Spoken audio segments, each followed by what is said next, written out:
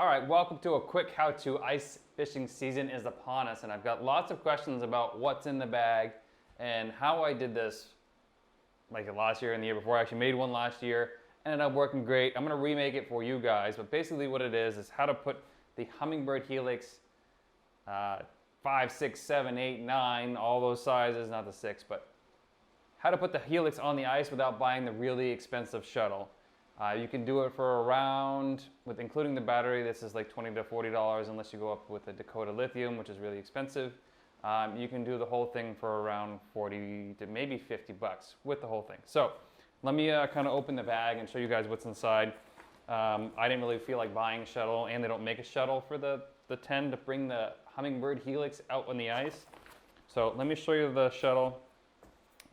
This is an Okeechobee Flats or Okeechobee Fats tackle bag. It came with plastic tackle dividers in it like it normally does. I found this at Walmart.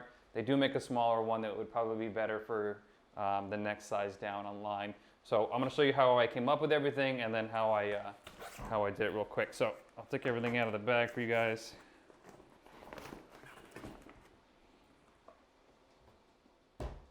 And so that's it. So just an empty bag on the inside. I'll show you guys the Shuttle. So here's the side profile. So Dakota Lithium 7, this is the 10 amp hour, 12 volt battery, super lightweight lithium battery. This is just normal, this is actually MDF. I prefer to use the PVC like this for decking. So this is 6 by 1 wood. I'm actually gonna make another one out of some lighter wood. So let me basically take it apart real quick, and then I'm gonna show you guys how to build one from start to finish. So you have your control head. You're gonna wanna take that off your boat. And you're gonna wanna take your power supply cord out. Focus on me. You're gonna wanna take your power cord supply out of your boat or wherever you had your Humminbird Helix before. And you're gonna wanna either buy a second one to keep in your boat so you don't have to disassemble your boat. They're not very expensive, they're a couple bucks online. I'll actually leave the link in the description how to buy those off of Amazon, along with the Humminbird Helix ice transducer. So there's a couple different flavors of these.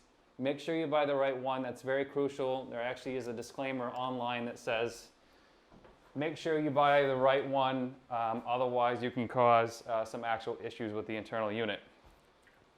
So I'll leave the links for this one below and the links to how to get to Hummingbird's website to find the right transducer for your ice fishing unit. So here's basically the Shuttle, and I'll show you guys up close. Just a piece of wood, the mounting bracket, which you can just disassemble off your boat or you can buy another one.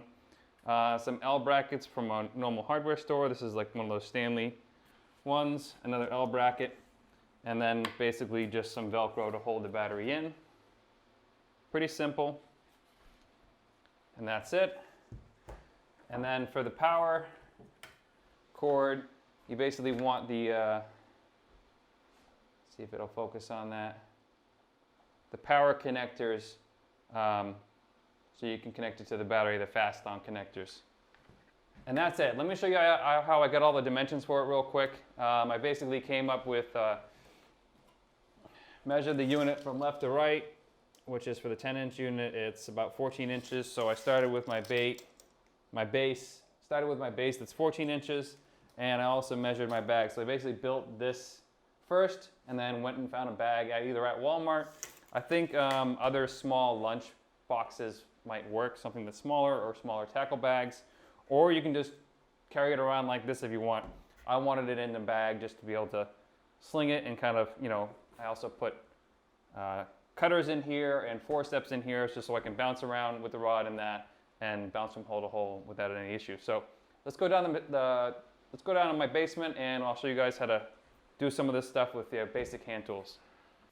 First things first is you want to use all your safety gear. I have eye protection on and I'm going to use earmuffs. I'm going to be using a chop saw. If you don't have a chop saw, you can use your handy dandy handsaw. Make sure you measure twice and cut once. So we're going to do that real quick.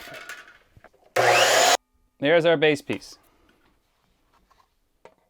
Same as that. Then we're going to measure our back piece real quick. And we're gonna cut that piece. All right, now that we cut both pieces to size, we are going to make the holes for a handle, and there's a couple ways you can do that. You can drill a bunch of holes and use a standard hand drill, or you can use a drill press, which I'm going to use because I have it, or you can drill small holes and then use a hacksaw or a coping saw, which I'll show you. You can use a coping saw, which is one of these, really easy.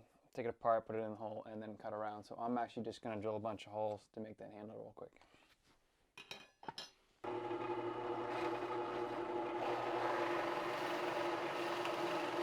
All right, the next thing we're going to do is we're going to find center lines and basically put all this stuff together, and along with the brackets and mounting the mounting brackets. So,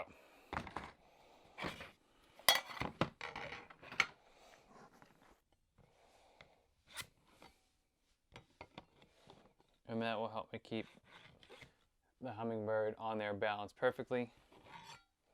Next thing I'm going to do is I'm going to screw everything together.